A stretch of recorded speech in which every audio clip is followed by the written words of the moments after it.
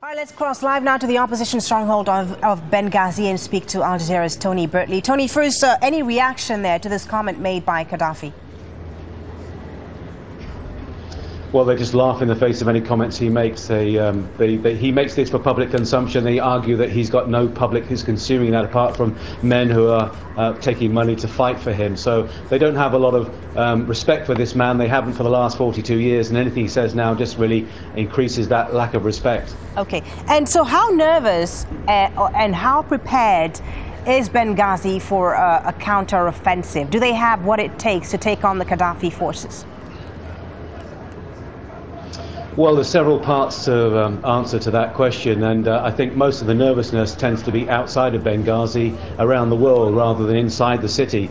They are not really well prepared to repel any major onslaught on the city, I don't think. I haven't seen defences being constructed in the streets, sandbags, batteries or whatever, but they have some heavy weapons at their disposal, which we are seeing in the last couple of days coming into action. They've got tanks, they're being used, multiple rocket launchers and 2 MiG fighter planes.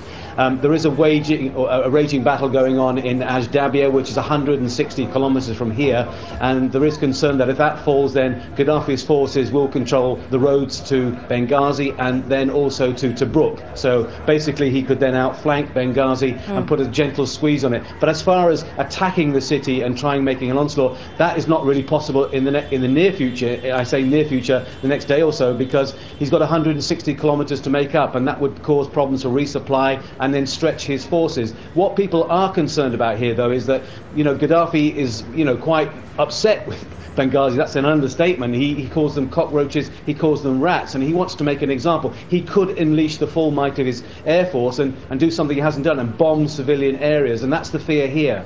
Okay. How do they feel there about the possibility of imposing this no-fly zone? Of course, the UN Security Council is expected to vote on a resolution in the coming day or so. Do they feel that a no-fly zone will help them at this stage?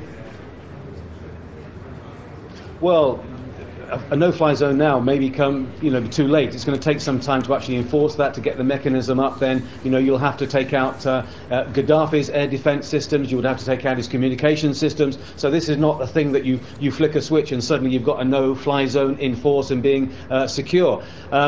People here have got the forlorn hope it will happen, but also they're feeling more and more that basically everything lies in their own hands. And what they're calling for now is weapons, money to bolster their forces, to train their forces, and to make a credible defence. And they are holding out. And you look in Zintan, you look in Misrata, they're still holding out. So, fears that Benghazi is suddenly going to fall just like that, I think, are unfounded at the moment.